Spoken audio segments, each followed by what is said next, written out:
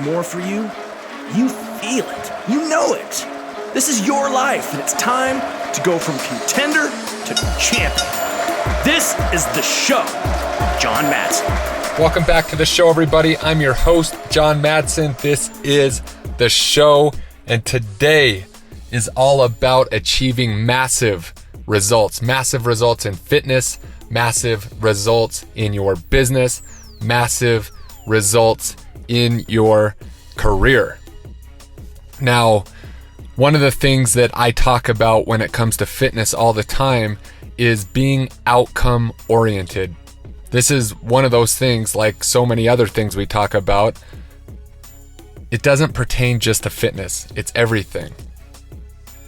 And a lot of times, you have to ask yourself, is the thing I am doing getting me any closer to the desired outcome?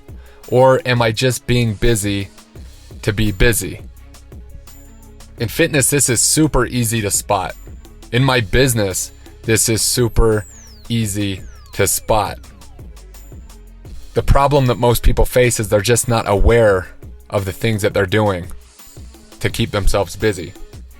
In fitness, doing a bunch of randomized workouts, which we've talked about so many times, you feel like you're moving the needle, but you're not. You wake up, you look in the mirror, 6 months later, you look the same. 2 years later, you look the same. You jump from program to program, from coach to coach, from style of training to style of training. You do strength training, then you do more cardio-esque training, then you jump into functional training, then you do CrossFit, then you do bodybuilding workouts, then you read a magazine and do that. You're all over the place. And when you're all over the place, it's going to be really, really hard to get the results you're after. In business, in my own business, I've done so many things. I look at my business career starting in about July of 2010. I was released from the Cleveland Browns in September of 2009. Because I just went through training camp, I was already in shape. I was asked to play for the Las Vegas Locomotives, which was a UFL team, a new league with 4 pretty prestigious former head coaches. There was only 4 teams during the first year. It was supposed to be backed by a lot of money, a lot of investor money. A lot of people who had a lot to do with the NFL was also a part of this new league. And the league was made up of primarily former NFL players. Dante Culpepper was a quarterback. There was a lot. Josh McCown was a quarterback. There was a lot of good players. There was a lot of good coaches. The problem was, and this has really nothing to do with the topic that we're going to talk about, just a side note tangent, the talent was great. So anyways, I played in that league, and that ended in November of 2009. And that was pretty much the end of my professional football career. So 2010 in July, I opened up my first business. So for about 9 years, I've been in the training industry. I've been in the fitness industry. I started out training mostly high school athletes. Those were my first clients because I wanted to help them achieve some of their dreams like I did mine. I literally trained thousands of high school kids. That led me to training some professional athletes, Major League Baseball players, NFL players, NFL combine athletes trying out for the Olympics. So very high-end, high-skilled, highly athletic, highly determined athletes. And then as I got older, got married, had a baby, mid-30s, I started transitioning into training general pop. And when I say general pop, there's nothing derogatory about that category. Just people who weren't necessarily competitive in any particular sport, just wanted to get into phenomenal shape and do it in a way that they could get results the fastest. And from the very start, where this story is going, I've been results oriented in the way I design programs and help clients implement them. But in that 9-year period, I chased a lot of different things, had a lot of shiny new objects, aka what I thought were opportunities, aka major fucking distractions that took me away from the outcome that I wanted to create in my business. And the reason I'm telling you this is because chances are you're doing it right now in your fitness, in your career. And I wish that I had a mentor just grab me by the neck and say, John, fucking focus. Focus on the outcome that you want and be very, very, very slow to jump at these opportunities. You have to think about them sometimes if they present themselves. But there's a whole lot of shit out there that seems too good to be true, looks too good to be true, but it's just so damn enticing that it gets people to do dumb shit. And I'm no different. I've made a lot of mistakes along the way. I chased these opportunities, and by chasing a lot of these opportunities, it set me back, not months, fucking years. I look back now, and even though I don't live with regret, I realize that everything I went through has gotten me to the point I am right now. It built skill sets needed for me to succeed right now. I almost had to go through it. I still look back at certain things and realize that I cost myself years. Some of it was knowledge. Some of it was just a shitty ass attention span. Some of it was just not knowing what the fuck to do. And even when I look at my fitness, I'm in better shape at 36 years old than I ever was playing in the National Football League. In the National Football League, I had nutritionists at my fingertips. I had money in my pockets. I could have sought out the world's top experts, called them on the phone, say, hey, I'm John Madsen. I play for the Oakland Raiders. I really need to gain 10 pounds, lose 5% body fat. I want to dial in my nutrition. I didn't do that.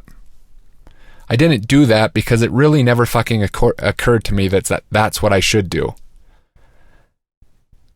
In the NFL, it's kind of crazy because you're around some of the world's best athletes.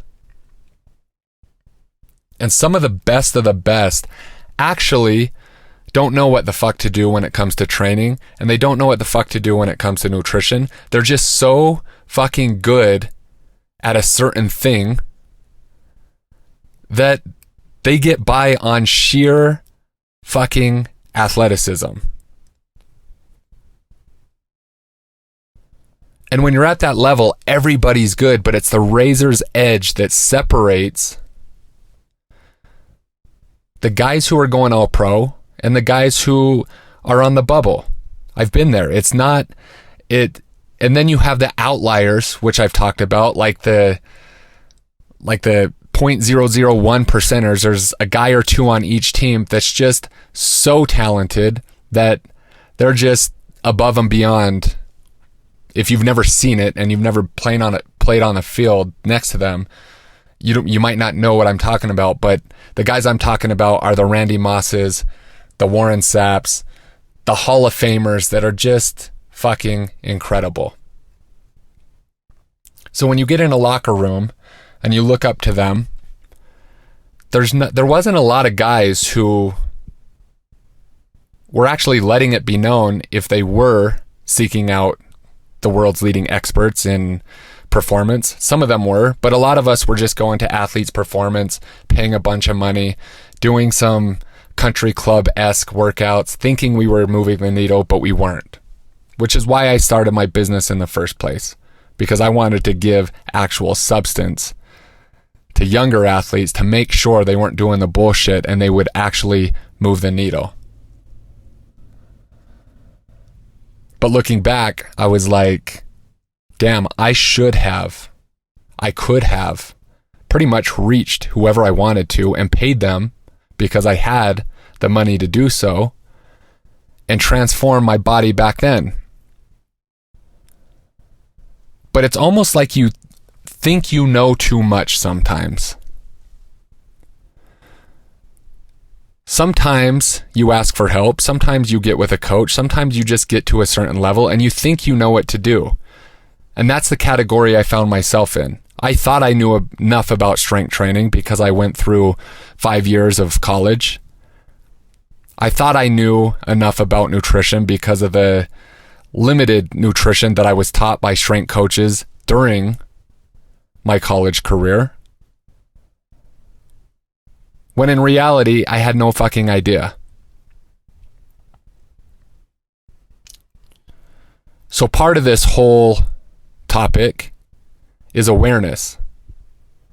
If you're not aware of what you actually need, then you're not going to get it anyways. But if you are aware of exactly what you need, then you can follow certain frameworks to ensure that you can achieve maximum results in the shortest amount of time. Without awareness, nothing really matters because you're not going to chase any of the results because you don't think you actually need them.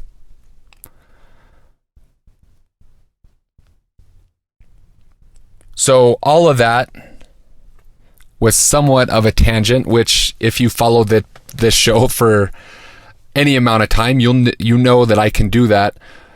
But it does tie into what I want to talk about next, and that's achieving maximum results. And the reason you're not getting maximum results in your fitness, maximum results in your business, is because you haven't implemented the 4 R's to maximum results. And I'm going to go through them with you. I like teaching with frameworks because you can remember them. The framework that I use for maximum results with my clients are as follows. The first R is readiness. Without this first one, nothing I say after this matters much. If you're not ready to take your body to the next level, it's not going to happen. If you're not ready to take your relationship to the next level, it's not going to happen. If you're not ready to take your business to the next level, it's not going to happen. This readiness is a combination of a lot of things. It's a combination of knowledge.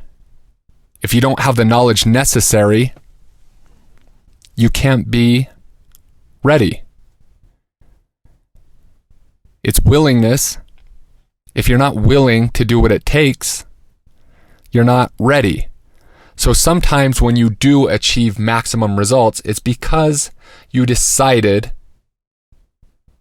to do something when you were finally ready, when all the pieces of the puzzle were in place for you to achieve these results. Readiness is key. If you're not truly ready to change, you're not going to change. When I have clients come through my coaching programs,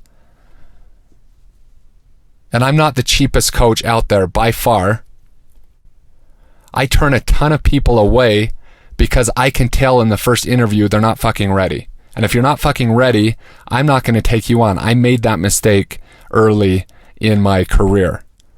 Earlier, I tried to be a savior. I tried to save people. But you can't save anybody. You can only lead them.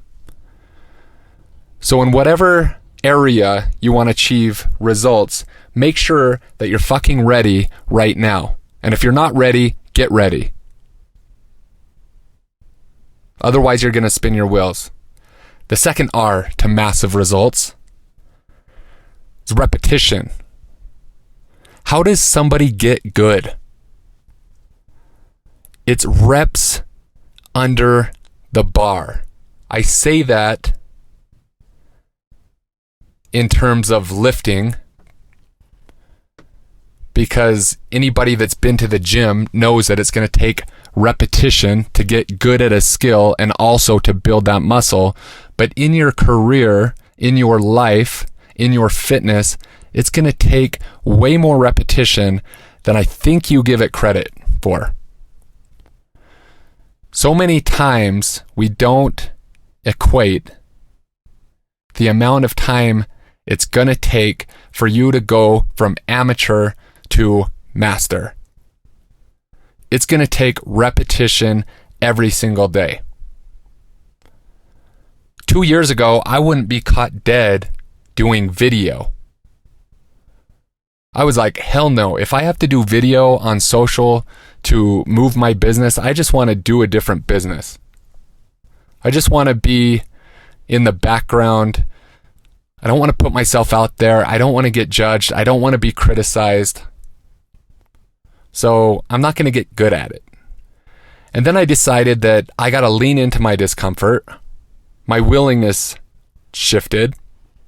And I realized the need that I needed to get good at video because most people were like I used to be. They weren't really willing to put themselves out there.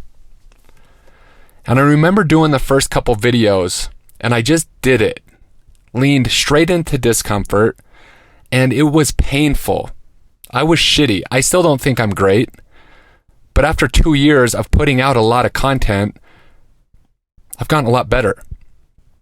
If you're listening to this show and this is the first episode and you're thinking, damn, John's pretty good, I urge you to go back to episodes 1, 2, 3, 4, and 5 because I was shitty. Maybe I'm still shitty, but I'm getting better because I realized that if I put 2 episodes out a week for years, at some point I'm going to have 400 episodes, and at the 400th episode, I'm going to be way fucking better than I am at episode 40.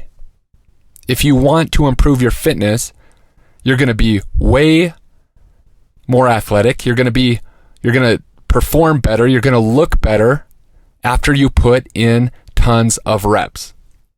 So whatever it is that you need to get good at, you have to be willing and you have to put into action repetition.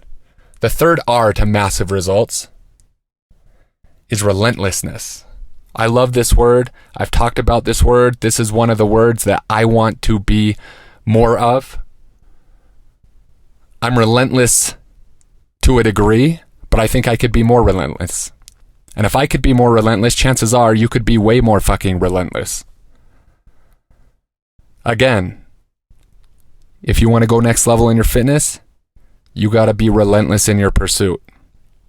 It's not showing up 2 times a week, here and there, working out but not eating good. It's putting all of those pieces together and relentlessly pursuing the desired outcome. Most people would rather be comfortable than great. Great is going to push your comfort zone. Great is going to make you uncomfortable. Great is going to make you do things you don't want to do.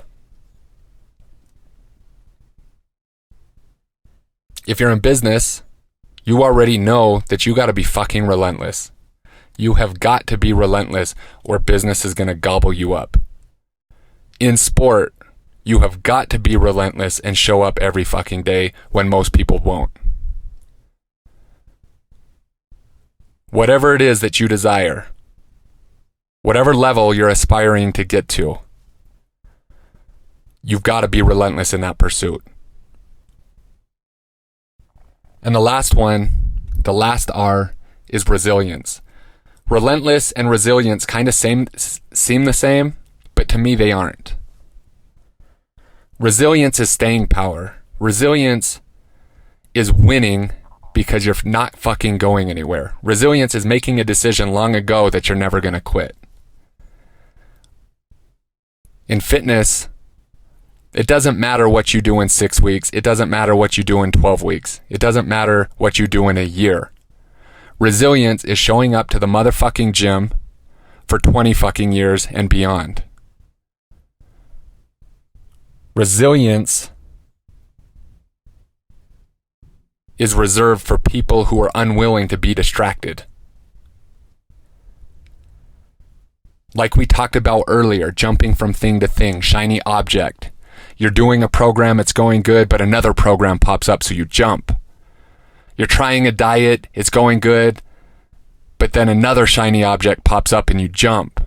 And you jump from thing to thing to thing because you lack resilience.